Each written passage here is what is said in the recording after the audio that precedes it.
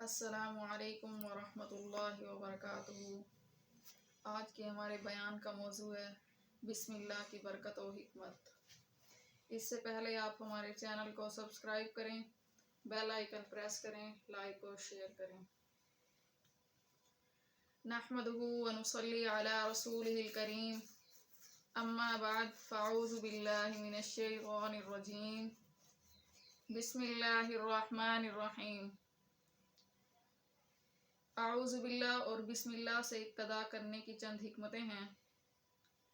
انسان کے دشمن دو قسم کے ہیں، نمبر 1 ظاہری، نمبر 2 باطنی۔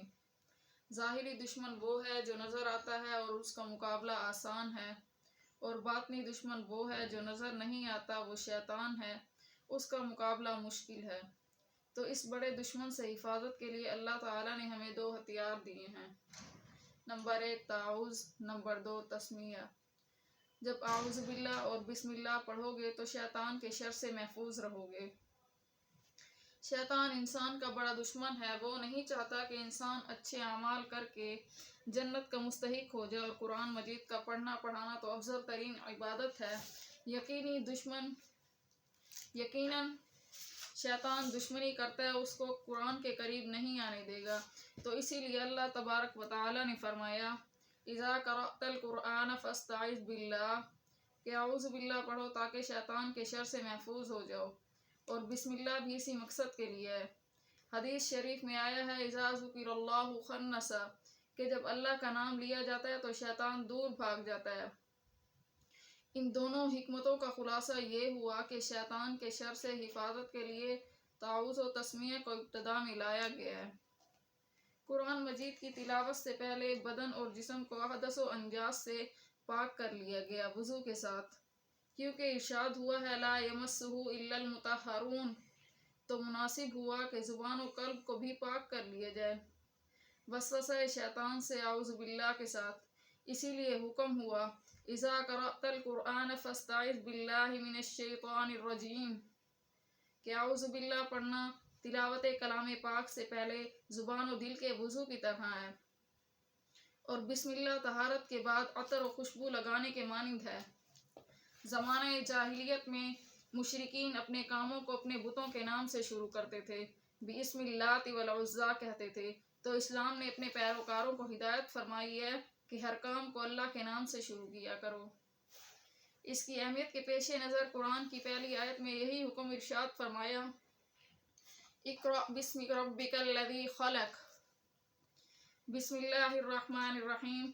اللہ کے نام و صفات سے شروع کرنے کی چند حکمتیں یہ ہیں، انسان کی زندگی کا رخ فقط اللہ کی ذات کی طرف ہو جائے، بس سب کچھ اللہ کی ذات عالی ہے، اور سب کچھ اللہ کی ذات سے ہے، بندہ کچھ بھی نہیں اس کی توفیق و مدد سے۔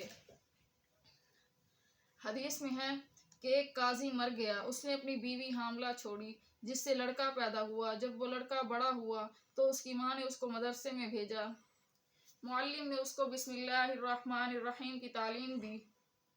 اللہ تبارک و تعالی نے اس کے باپ سے عذاب اٹھا لیا اور فرمایا اے جبرائیل، ہمیں یہ مناسب نہیں کہ جس کا لڑکا ہمارا ذکر کرے وہ ہمارے عذاب میں رہے، تم اس کے پاس جاؤ اور اس کو لڑکے کی مبارکباد دو۔ جبرائیل امین گئے اور اس کو لڑکے کی مبارکباد دی۔ اسی طرح ایک روایت میں ہے کہ ایک یہودیہ عورت پر عاشق ہوا، اور وہ اس کے عشق میں مجنون سا ہو گیا، اور کھانا پینا اس کو اچھا نہ لگتا تھا۔ چنانچہ وہ امام اکبر کے پاس آیا اور انہوں نے اس کا حال دریافت کیا۔ اس کے بعد امام نے ایک کاغذ پر بسم اللہ الرحمن الرحیم لکھ دی اور اس سے فرمایا اس کو نگل جا، امید ہے کہ اللہ تعالیٰ تجھ کو اس سے تسلی دے دے کہ اس عورت کو تیرے نصیب میں کر دے۔ جب اس نے اس کو نگلا تو کہا اے امام، بے شک میں نے ایمان کی حلاوت پائی ہے اور میرے دل میں نور ظاہر ہوا اور میں اس عورت کو بھول گیا ہوں، اب آپ میرے سامنے ایمان پیش کیجئے۔ چنانچہ امام اکبر نے اس پر ایمان پیش کیا اور وہ بسم اللہ الرحمن الرحیم کی برکت سے مسلمان ہو گیا۔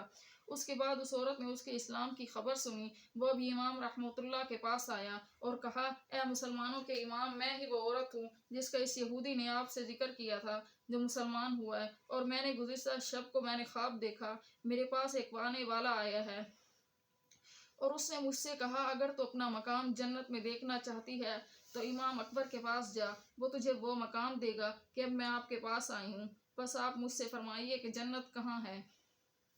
امام نے اس سے کہا اگر تو جنت دیکھنا چاہتی ہے تو پہلے تجھ پر لازم ہے کہ اس کا دروازہ کھول۔ اس عورت نے کہا میں اس کا دروازہ کیوں کر کھولوں؟ امام اکبر نے فرمایا بسم اللہ الرحمن الرحیم کہو۔ چنانچہ اس نے کہا۔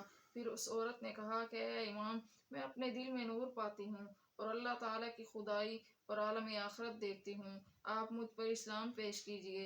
امام نے اس پر اسلام پیش کیا اور وہ بسم اللہ کی برکت سے مسلمان ہو گئی۔